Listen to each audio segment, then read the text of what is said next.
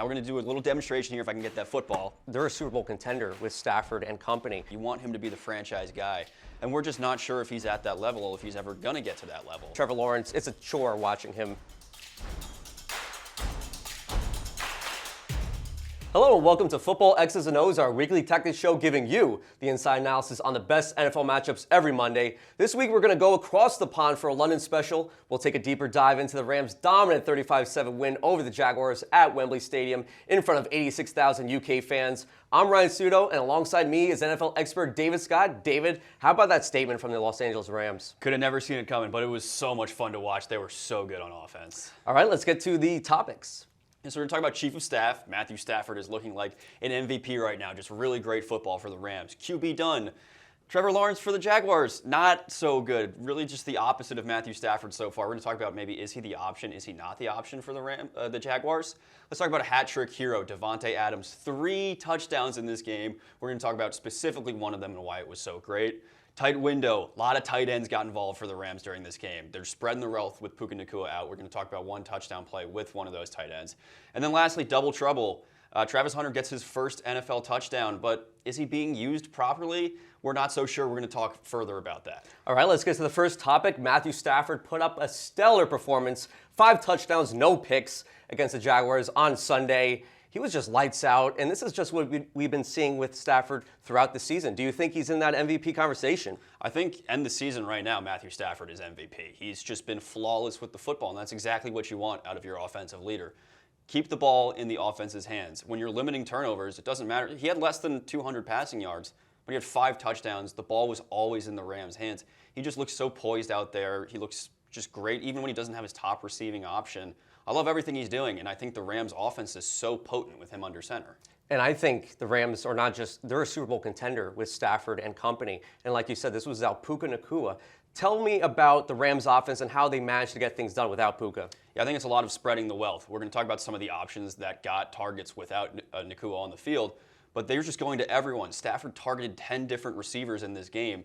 He just said, whoever's open, I'm going to get the ball to you. I got no favorites. I got no preferences. If you're going to get the offense open and further down the field, we're going to get the ball to you. He's a great leader with the ball. He knows he has good connection with everyone on the field. It doesn't matter if it's Kanata Mumfield getting just his second catch of his NFL career or if it's Davante Adams being in the red zone.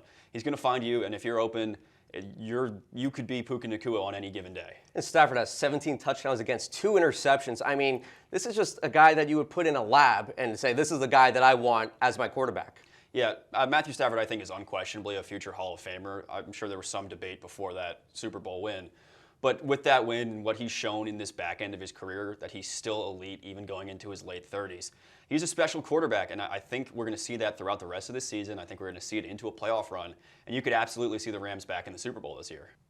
All right, to the next topic we go, and this is the negatives. This is Trevor Lawrence. He just had a brutal performance against the Rams, and we've been seeing the inconsistencies with Lawrence throughout the season. Yes, they're 4-3, but you just haven't really been seeing the production coming from Lawrence and that offense.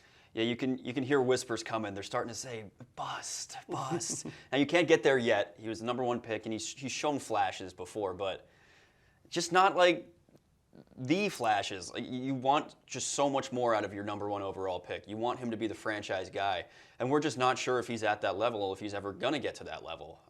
This game was not a good showing from him. He's had a couple bad showings throughout this year. He's had a couple good games, too. We'll give him that, but you don't want to get blown out at this level in any game, regardless of where it is.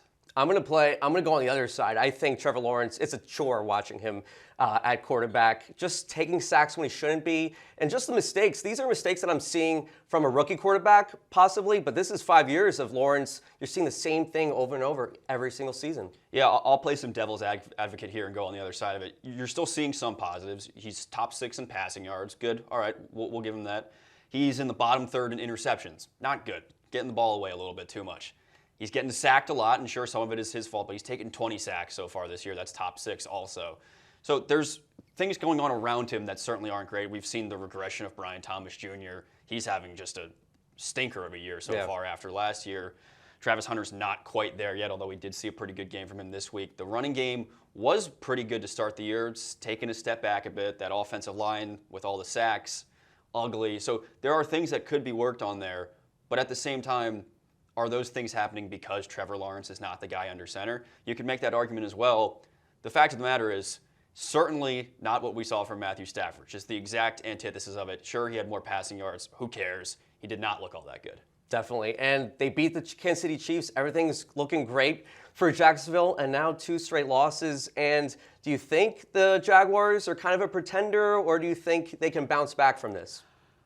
I would have to say that they're probably a pretender. Like, you're down to 4-3. The level of competition that you're losing against is the level of competition that you're going to have to play if you make the playoffs. So even if they do end up getting there, you could see them getting thrashed in a playoff matchup. But at this point, you wonder, are they even going to get to the playoffs? They've got good teams around them that can get past them. So at this point, I would show a favor to say that they won't make the playoffs, that they are a pretender, that they can't compete in this league. Now, if they show some progression as the weeks go on, more power to them. We saw them in a really good game against the Chiefs, but right now that looks like a fluke. And obviously the offense was miserable against the Rams, but that defense too. I feel like when they were winning those games, they were getting the ball back, fumble recoveries, interceptions, and now they're just not doing it. Yeah, they were leading the league in takeaways, and that just did not happen against the Rams. It's just everything seems to be crumbling at the same time.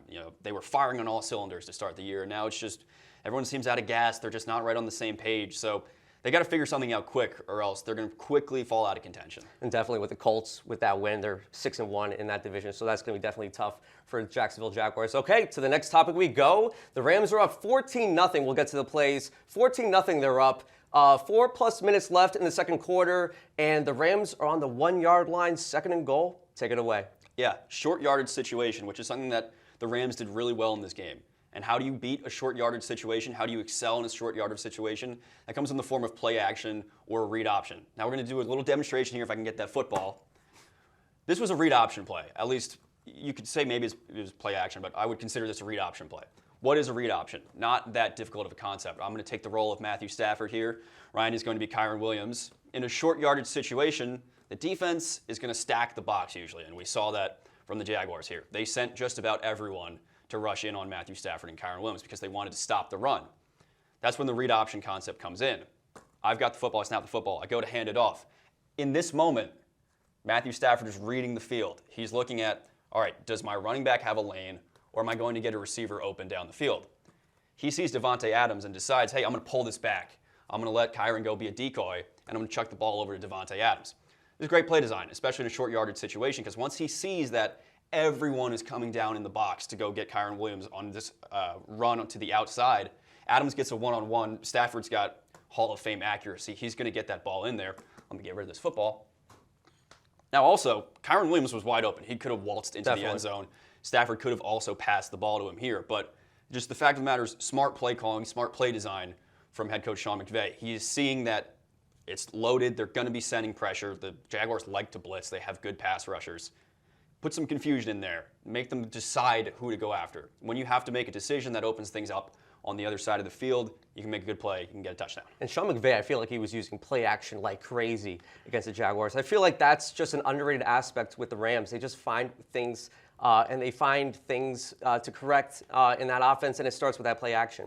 Yeah, we're going to talk about another play action touchdown after this, but they loved the play action. They were really deceiving the Jaguars defense. They didn't know what they needed to go after. And that's why they scored so many points against them. They just had guys open all over the field. This was a constant throughout the game, just finding guys open, making guys open with the play design. I really like it. It showed throughout the game, and we'll see it in the next play. And that was a heck of a throw by Stafford because he got that defender right there. But Davante Adams with that one-handed catch, I mean, you can't make it up. This guy, he's a Hall of Famer at the end of the day, and that play just showed. Yeah, this is a Hall of Fame to Hall of Fame connection. Just two guys who are so good, have been so good throughout their career, and it's really showing on the field. Adams was struggling to find the touchdown as the season started, but as the weeks have gone on, the connection has showed, and they are just firing in the end zone. And 3 touchdowns for Davante Adams in this game without Puka Nacua. That's certainly, Rams fans have to love this, that Puka's out and Davante Adams can just step up.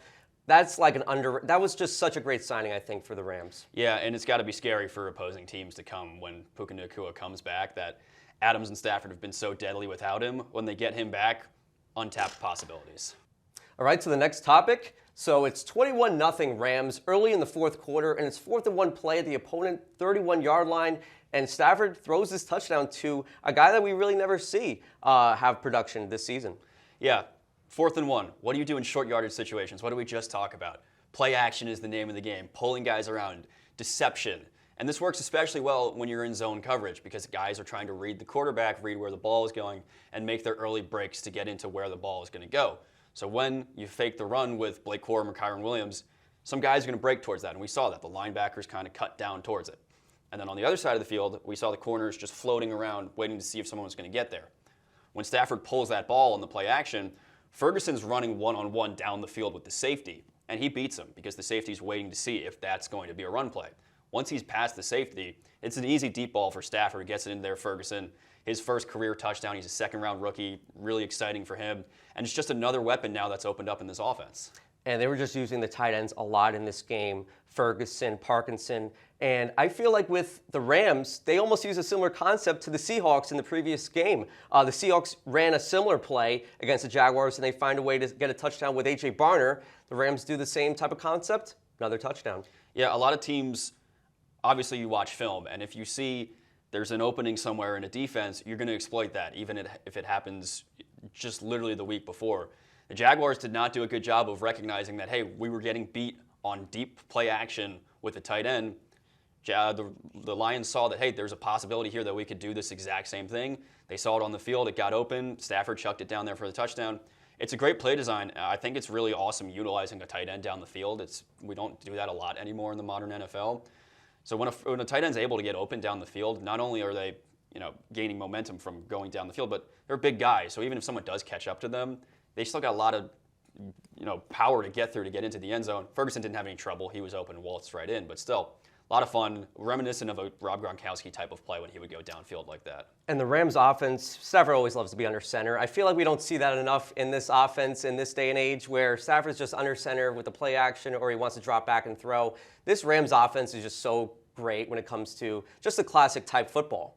Yeah, I think that's a lot of thanks to the offensive line as well to allow Matthew Stafford to play as a field general from within the pocket. He doesn't need to scramble. He doesn't need to evade rushers all the time. He's able to plant his feet, read the field, get the ball down the field. The offensive line is great for the Lions. Stafford is not on the Lions anymore. For the Rams. And he's just been spectacular when he has all this time to throw the ball. Prime example of it was in this game. The Jags just could not get pressure on him, and he excelled. Definitely. And the third quarter, they didn't really do too much, but then right there with that touchdown, there you go. All right, it's Rams 28-0. The Jaguars need to find something on offense. And it's 2nd and 3 on the Rams' 34-yard line, and Lawrence finally throws a touchdown. Yeah, this is a bit of a garbage time touchdown, but we'll give it to him. There's some positives to look at in this, which is Travis Hunter emerging in the offense. So this is pure man coverage the whole way. There's nothing special about it. Just guys matched up one-on-one across the field. Travis Hunter is running a deep corner route, so he's trying to find his way off of his cornerback or safety, whoever was covered up on him, to get into a gap, to get into the end zone. It was a good play. Hunter actually gets held on this play down the field, and he's still able to get open, just showing the kind of player that he is. He's very versatile down the field. He's very shifty. He's going to get open. They just haven't had that connection so far this year. They finally find it here. It's a shame it's a little too late in the day. You're already down by 4 scores, so it meant nothing, but at the same time, it meant something. Like, you can take a positive out of this, say, hey, we know that we can connect on these kinds of plays. We know that Travis Hunter is a very good wide receiver when he's out there on the field. Let's try some more of this in the future and hopefully get a little more offense going. And for Lawrence, he shows the flashes, and right here was the flash. I mean, we just don't see it enough, and we finally saw it in this play. Yeah, Lawrence, I think sometimes he maybe gets a little too locked in on one receiver. I don't know if he reads the field well enough, if he's getting off of his first read, if he's getting stuck on a certain guy.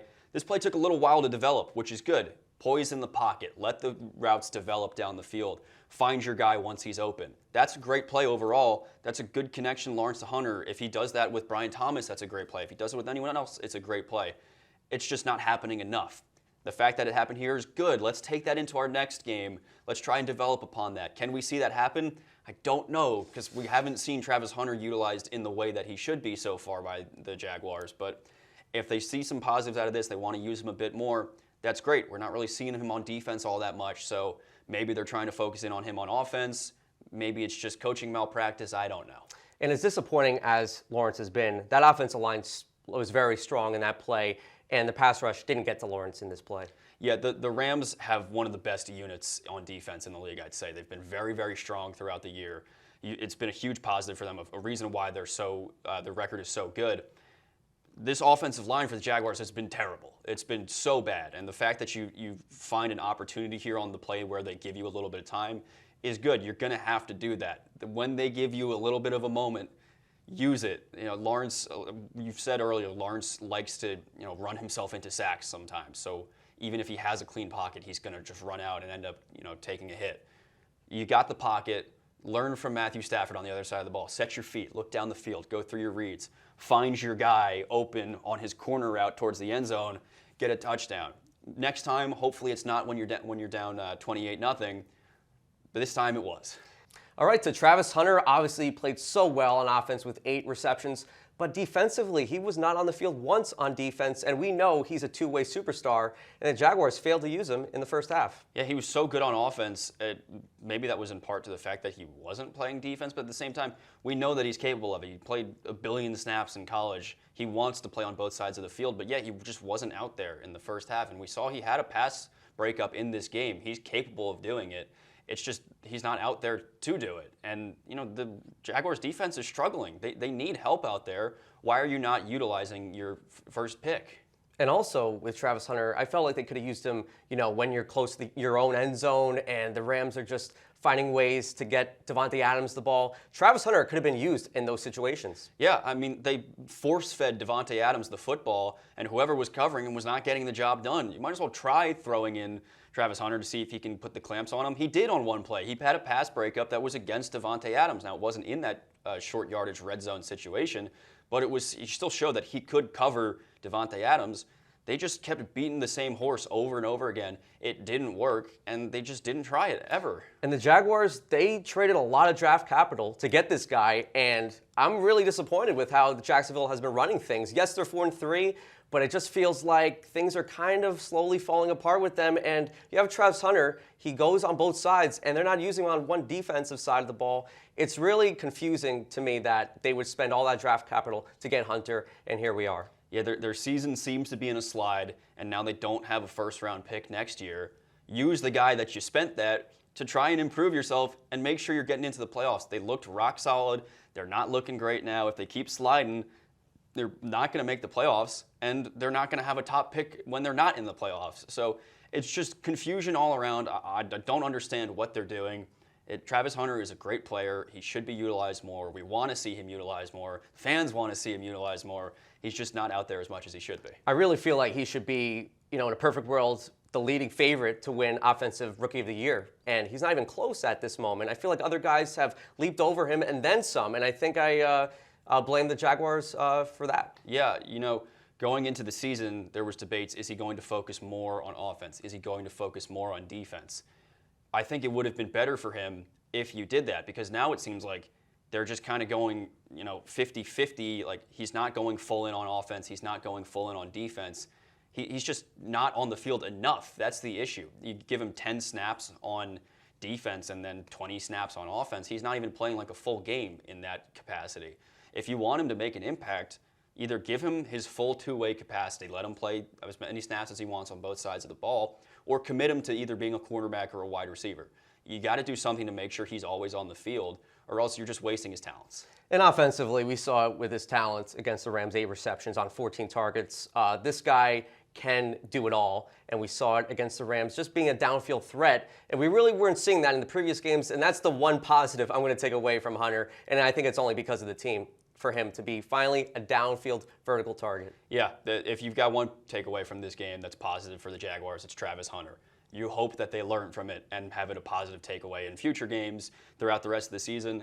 I'm not confident that they will learn from this. I think we're probably going to see him end up on the back burner again, but we can cross our fingers and hope so.